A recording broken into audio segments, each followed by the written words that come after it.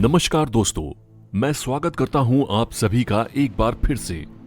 भारतीय वायुसेना ने अपने अचूक युद्ध नीति, युद्ध कौशल और टेक्निकल एडवांसमेंट से पूरे विश्व में अपना लोहा मनवाया है और हमारी वायुसेना के बैकबोन्स हमारे एयरक्राफ्ट को माना जाता है। चाहे वो कोई साधारण कैरियर हेलीकॉप्टर हो या फिर आवाज की गति से भी तेज चलने वाले फाइटर जेट्स या फिर वो यूएवी ही क्यों ना हो, हर विमान का भारतीय वायुसेना में अलग महत्व है।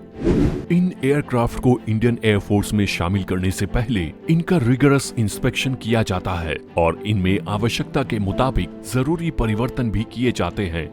इन विमानों के निरीक्षण का जिम्मा इंडियन एयरफोर्स के टेस्ट पायलट्स को दिया जाता है। ये टेस्ट पायलट्स भारतीय वायुसेना के सबसे एलीट पायलट ग्रुप माने जाते हैं, जिनका सिलेक्शन काफी कठिन एग्जामिनेशंस और कोर्स कंप्लीट करने के बाद होता है। यह कोर्स लगभग साल भर का होता है, जिसे पास करने के बाद ही कोई साधारण पायलट एक टेस्ट पायलट बन सकता है। चलिए अब बढ़ते हैं आगे। टेस्ट पायलट्स को कई तरह के एयरक्राफ्ट्स उड़ाने और टेस्ट करने के लिए ट्रेन किया जाता है। अमूमन ये वो विमान होते हैं जो या तो पहले से इंडियन एयरफोर्स का हिस्सा हैं या फिर जिन्हें शामिल करने पर विचार चल रहा होता है। इन एलीट पायलट्स को ट्रेन करने की जिम्मेदारी Indian air force test pilots school को दी गई है, जो पूरे विश्व में 8 टेस्ट पायलट स्कूल्स में से एक है। और जब हमारे पास दुनिया की चौथी सबसे बड़ी एयरफोर्स हो तो ऐसे स्कूल का होना और भी जरूरी होता है। अगर हम Indian air force test pilot school की शुरुआत की बात करें तो यह बड़ी साधारण सी रही है, पर शुरुआत के बाद से ही इस स्कूल ने अलग अलग रिकॉर्ड सेट किए हैं, चाहे फिर वो टेक्निकल एडवांसमेंट्स की बात हो या फिर पायलट्स को ट्रेन करने की। जब हमने फॉलन नैट MK-1 नाम के विमान को अपने एयरफोर्स में शामिल करने का सोचा, तब एक ऐसे पायलट ग्रुप की जरूरत पड़ी जो यह चेक करके बता सके कि क्या यह विमान हमारी एयरफोर्स के लिए ठीक होंगे।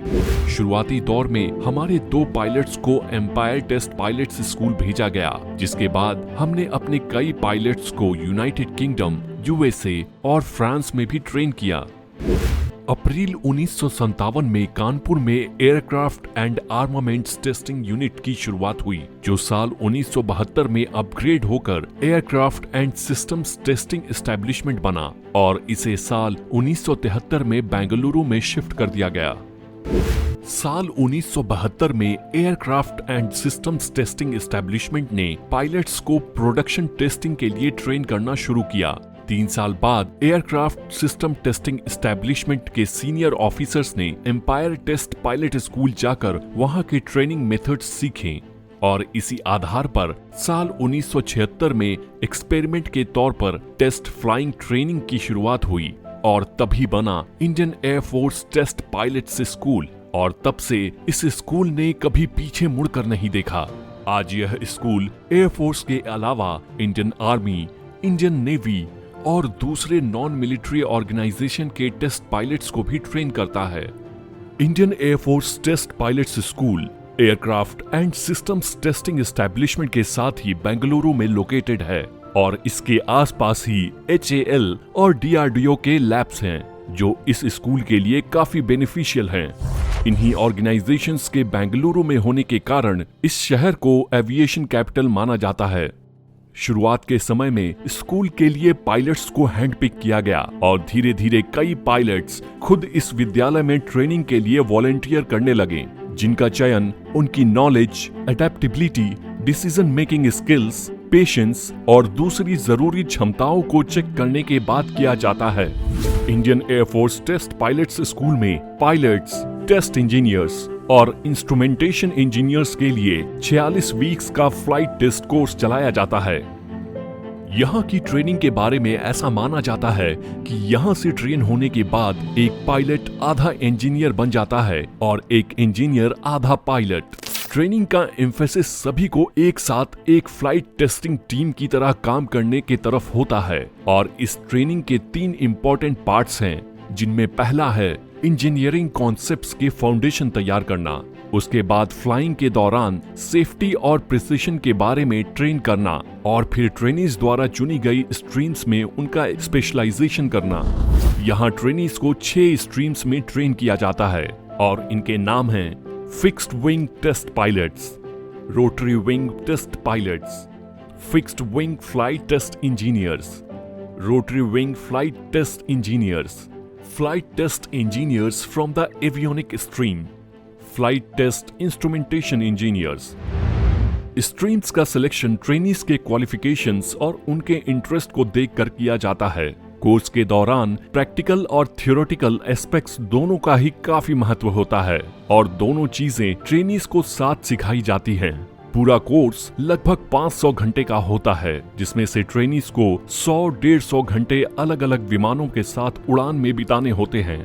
इसके अलावा ट्रेनीज को एक्सपोजर के लिए इंडियन एयरफोर्स के कई बेसेस में भेजा जाता है, जहां वो अलग अलग प्लेन्स उड़ाते हैं। यहाँ की ट्रेनीज को एक्सचेंज प्रोग्राम्स में दूसरे देशों में भी भेजा जाता है।